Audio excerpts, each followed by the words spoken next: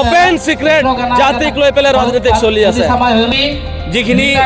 হক প্ৰবঞ্চনা দি আহিছে তাৰ প্ৰত্যুত্তৰ দিবলৈ জয় ভাৰত পাৰ্টিৰ আজি একদম প্ৰতিষ্ঠা দিৱস। আৰু আপোনালোকে জানে 2024 বৰ্ষৰ 9 নৱেম্বৰত জয় ভাৰত পাৰ্টিটো জন্ম লাভ কৰিছিলে আৰু জয় ভাৰত পাৰ্টি আজি এটা বছৰ অতিক্ৰম কৰিলে। আৰু আজি এই প্ৰতিষ্ঠা দিৱসত আপোনালোকে চাইছে আমাৰ প্ৰত্যেকটা ডিষ্ট্ৰিক্টৰ পৰা প্ৰতিনিধি ইয়াতে উপস্থিত আছিলে আৰু যথেষ্ট সুন্দৰভাৱে আমি আজি এই প্ৰতিষ্ঠা দিৱসখন পালন কৰিছোঁ। আপোনালোকে জানে জয় ভাৰত পাৰ্টিটো জন্মদাতা আমাৰ সদৌ অসম আদিবাসী ছাত্ৰ সন্থাৰ সভাপতি স্বৰ্গীয় প্ৰদীপ নাথ ডাঙৰীয়া তাৰ নেতৃত্বত এই জয় ভাৰত পাৰ্টিখন জন্ম হৈছিলে। আৰু তেওঁৱে আমাৰ জয় ভাৰত পাৰ্টিক মোক ষ্টেট প্ৰেচিডেণ্ট হিচাপে যি গভীৰ দায়িত্ব দি গৈছিলে এই দায়িত্ব লৈ পেলাই সমগ্ৰ অসমতে আমি জয় ভাৰত পাৰ্টিৰ প্ৰচাৰ কাৰ্য চলাই আছোঁ। গতিকে আজিৰ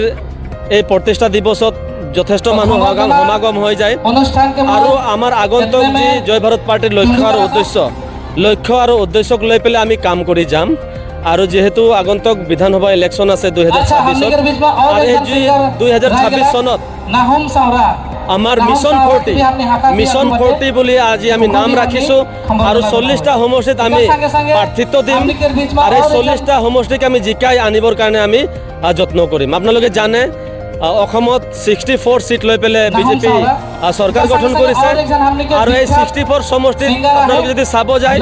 এই 40টা সমষ্টি আদিবাসী মেজৰিটি সমষ্টি এই 64টোত আছে। গতিকে আমি এইবাৰ জয় ভাৰত পাৰ্টিৰ নেতৃত্বত এই 40টা সমষ্টি আমি খুলি লৈ আহিব বিচাৰিছোঁ আৰু বিজেপি চৰকাৰক ইয়াৰ পৰা নিঃখাত কৰিবলৈ আমি বিচাৰিছোঁ। গতিকে আজি আমাৰ যিখিনি আদিবাসী বয়োজ্যেষ্ঠ বুদ্ধিজীৱী লোক যিমান জাতীয় সংগঠনৰ লোক আমাক সমৰ্থন কৰিব লাগে। কাৰণ আপোনালোকে সকলোৱে জানে অসমত যিখিনি ৰাজনৈতিক চলি আছে ওপেন সিক্ৰেট জাতিক লৈ পেলাই ৰাজনীতিক চলি আছে। যোনে যোন জাতি সেই জাতিৰ লৈ পেলাই তেওঁলোকে চিন্তাধাৰা কৰি আছে, এইটো ওপেন সিক্ৰেট। গতিকে আদিবাসী আজি যদি অসমত 1,30,00,000 আদিবাসী যদি ইয়াতে আছে তো আদিবাসীসকলো ওলাই আহিব লাগে আৰু আদিবাসীসকলৰ ৰাজনৈতিকভাৱে যি আন্দোলন বা ৰাজনৈতিক সজাগতাৰ ওপৰত কাম কৰি যাব লাগে বুলি মই অনুৰোধ জনাইছোঁ। আপোনালোকে জানে ইয়াৰ আগত মানে আদিবাসী বিভিন্ন সংগঠনৰ নেতৃত্বত যেহেতু গণসমাৱেশ হৈ গ'ল আৰু গণসমাৱেশ হৈ যোৱাৰ পিছে কিছুমান জাতীয় নেতা মানে বিজেপিত জইন কৰাৰ কাৰণে তেওঁলোকে মন মিলিছে, কিন্তু এইটো খুব এটা দুৰ্ভাগ্যজনক কথা বুলি মই ভাবোঁ। কাৰণ আজি এই গোটেই ৰাইজৰ আন্দোলনক দেখুৱাই পেলাই তেওঁলোকে বিজেপি জইন কৰাটো কিমান দূৰ যুক্তিপূৰ্ণ হ'ব সেই কথাটো নিজে চিন্তা কৰি চাওক। গতিকে আজি সংগঠন হৈ ইমান দিন কাম কৰি আজি এই ৰাইজটোক বিক্ৰী কৰি পেলাই তেওঁলোকে বিজেপিৰ টিকেট লৈ MLA হোৱাৰ যি সপোন এইখিনি কথা তেওঁলোকে বাদ দিয়ক। ৰাইজৰ স্বাৰ্থত তেওঁলোকে কাম কৰক আৰু ৰাজনীতিক যদি কৰিবই বিচাৰিছে যেহেতু আমি আদিবাসী হৈ এই দলটোক নেতৃত্ব দি আছোঁ তেওঁলোকে আহি পেলাই এই দলত কাম কৰক, নেতৃত্ব দিয়ক আৰু ৰাইজকো আগবঢ়াই যাওক আৰু নিজেও আগবাঢ়ক। এইখিনি মোৰ অহা বিধানসভা ইলেকশ্যনত আমাৰ এই যোনটো 40টা সমষ্টি এই 40টা সমষ্টি আমাৰ লক্ষ্য থাকিব। এই 40টা সমষ্টি আমি যেনেকুৱা হওক বাই হুক এণ্ড ক্ৰুক আমি ওলাই লৈ অহাৰ কাৰণে আমি চেষ্টা চলাম। আৰু আপোনালোকৰ জৰিয়তে মই এটা কথা কৈ দিব বিচাৰিছোঁ, আজি কিছুমান কংগ্ৰেছৰ নেতা জয় ভাৰত পাৰ্টি হেনো বিজেপিৰ বি টিম বুলি তেওঁলোকে কিছুমান জেগাত ভুৱা প্ৰচাৰ চলাই আছে। আজি তেওঁলোকক মই সকীয়াই দিব বিচাৰিছোঁ যে আজি BTRত কিছুমান সেইকেইটা নেতাই আজি BPFক ছাপোৰ্ট কৰাই পেলাই BPFক জিকাই পেলাই বিজেপিৰ লগত জইন কৰাইছে আৰু সেই নেতাবিলাক আজি আমাক বিজেপিৰ বি টিম বুলি ক'ব আহিছে। গতিকে আমি কেতিয়াও বিজেপিৰ বি টিম হ'ব নোৱাৰোঁ। আমি বিজেপিৰ এগেইনষ্টত এই দলটো খুলিছোঁ আৰু বিজেপিৰ এগেইনষ্টত আমি কাম কৰিব ওলাইছোঁ। নমস্কাৰ। আজি আমি জয় ভাৰত পাৰ্টি আজি প্ৰথম প্ৰতিষ্ঠা দিৱস আমি তেজপুৰ ঘগৰা বিন্দুগুৰি এই খেলপথাৰত আমি আয়োজন কৰিছিলোঁ আৰু আমাৰ এই প্ৰতিষ্ঠা দিৱসত আমাৰ কেন্দ্ৰীয় সমিতিৰ বিভিন্ন জিলাৰ সদস্যবৰ্গ তথা জিলা সমিতিৰ সভাপতি সম্পাদক আৰু বিষয়ববীয়াসকল লগতে স্থানীয় ৰাইজ আমাৰ মাজত উপস্থিত হ'ল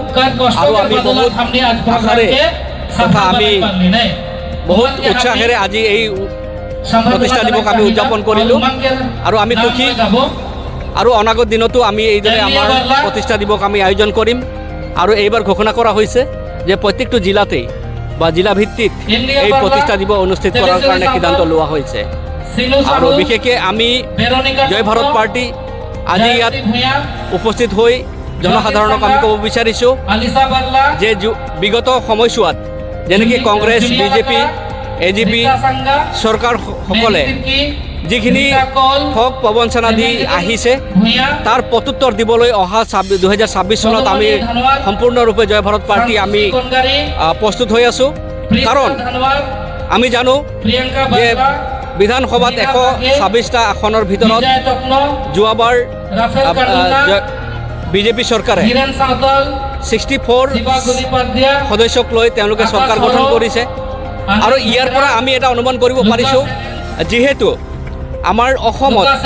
40টা মেজৰিটি আদিবাসী মেজৰিটি সিট আছে আৰু যদি আমি সেই 40টা মেজৰিটি সিটত যদি আমি আমাৰ প্ৰতিদ্বন্দ্বী আমি আগবঢ়াব পাৰোঁ তাৰে যদি আমি 40টা জয়যুক্ত হ'ব পাৰোঁ তেতিয়াহ'লে চৰকাৰ আমিয়ে গঠন কৰাৰ আমাৰ এটা প্ৰবল দাবীদাৰ আমি হৈছোঁ আৰু সেইকাৰণে আজিৰ এই সংবাদ মাধ্যমৰ জৰিয়তে আমি জনাব বিচাৰিছোঁ যে যোৱা সময়ছোৱাত কংগ্ৰেছ বিজেপিয়ে যিখিনি কৰি গ'ল সেইখিনি বাদ দিয়ক যি প্ৰলোভন দি আহিছে সেই প্ৰলোভনত আপোনালোকে কেতিয়াও ভুল নাযাব আৰু জয় ভাৰত পাৰ্টি বিভিন্ন জাতি জনগোষ্ঠীৰ কাৰণে যে কাম কৰিব কাৰণ আমাৰ উদ্দেশ্য লক্ষ্য হৈছে সম অধিকাৰ সম শান্তি সম্প্ৰীতি আৰু সম বিকাশৰ লক্ষ্যৰে আমি বিভিন্ন জাতি সম্প্ৰদায়ৰ মাজত আমাৰ জয় ভাৰত পাৰ্টি কাম কৰিব আৰু আমি ইয়াত বিশেষকৈ ক'ব বিচাৰোঁ যিহেতু জাতি মাটি ভেটিৰ ওপৰত কাম কৰিম যিহেতু বিগত চৰকাৰবিলাকে আমাক জাতি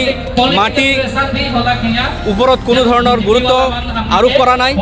আৰু আমি জানিব পাৰিছোঁ আমাৰ অসমত থকা বিভিন্ন বাগান ইতিমধ্যে বিক্ৰী হৈ গৈছে গতিকে আমি সেইখিনি সংৰক্ষণ কৰাৰ উদ্দেশ্যেৰে আমি জয় ভাৰত পাৰ্টি চৰকাৰ গঠন কৰি আমি সেইখিনি উদ্ধাৰ কৰিবলৈ চেষ্টা কৰিম।